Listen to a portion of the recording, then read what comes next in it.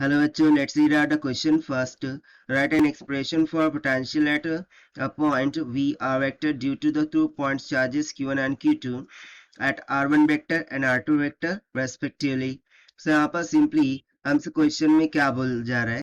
So let's suppose कि मैं यहाँ पर दो एक्सिस ड्रॉ कर लेता हूँ, एक वर्टिकल एक्सिस और यहाँ पर मैंने ड्रॉ कर लिया horizontal axis that is X and Y को. ठीक है.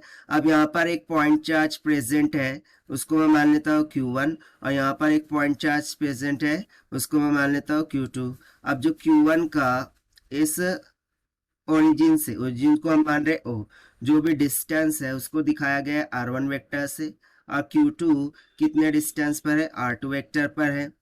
अब यहाँ O पॉइंट से तो P पर यानी कि यहाँ पर कहीं भी तो मैं मान लेता हूँ कि एक पॉइंट है V आर वेक्टर.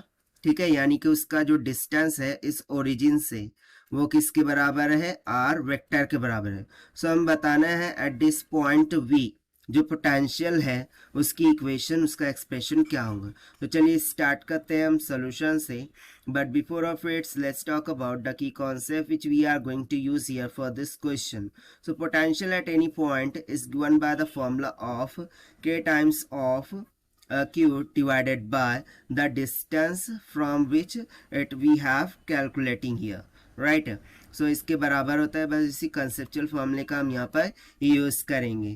तो सबसे पहले तो देखिए, यदि मैं इस v पॉइंट पर पोटेंशियल निकालना चाहता हूँ, सो q1 से इसका डिस्टेंस ये हो जाएगा और q2 से इसका डिस्टेंस ये हो जाएगा. अब इस पॉइंट को यदि मैं मान लूँ a और इस पॉइंट को यदि मैं मान लूँ b, सो मुझे a v और bv कैलकुलेट करना होगा. सो यहाँ से देखिए, मैं यदि av का मान लिखूँ, so av will be equals to क्या हो जाएगा, सिंपली r वेक्टर माइनस का r1 वेक्टर. ठीक है, ये r में से मैं r1 को सब्सट्रैक्ट करूँगा, सो मुझे ये मिल जाएगा, राइट, ये वाला. ठीक है, उसी तरीके से मैं यदि bv लिखूँ, सो bv ये वेक्टर डिस्टेंस मुझे यहाँ से क्या मिल जाएगा, r वेक्टर माइनस का R2 वेक्टर. इनका हम फर्दर यूज करने वाले, इसीलिए पहले ही मैंने यहाँ पर डिफाइन कर दिया. तो चलिए हम फाइनली पोटेंशियल एट V लगा देते हैं. तो यहाँ से हम सिंपली बोलेंगे कि पोटेंशियल, ओके, हमें क्या करना है, पोटेंशियल एट V. सो यहाँ से हम लिखेंगे कि potential at V of R vector it will be given by, so it will be equals to, वो कितना हो जाएगा. सो अकॉर्डिंग टू फॉर्मूला ये क्या हो जाएगा, k, एक तो हो जाएगा q1 के वजह से that is k times of q1 divided by the distance that is av vector, right, plus दूसरा हो जाएगा q2 की वजह से that is k q2 divided by bv vector. ठीक है, bv vector. So this will be equals to, k को मैंने क्या कर दिया, कॉमन कर दिया, यहाँ से हो जाएगा q1 divided bye av vector कितना आया था. तो इसको हम मॉड में ले लेंगे r वेक्टर माइनस का r1 वेक्टर प्लस ये हो जाएगा q2 डिवाइडेड बाय मॉड में ले लेंगे r वेक्टर माइनस का r2 वेक्टर के बराबर.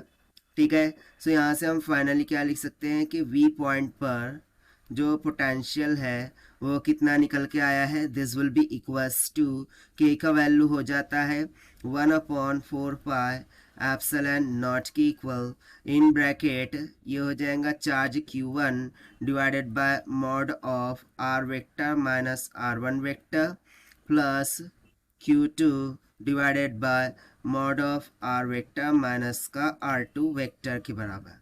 और यही हो जाएगा हमारा final required answer for this question जो कि हमसे पूछा गया था. And this we have found by using the conceptual formula of potential C. So this is the required solution. I hope you understood well. Best of luck. Thank you.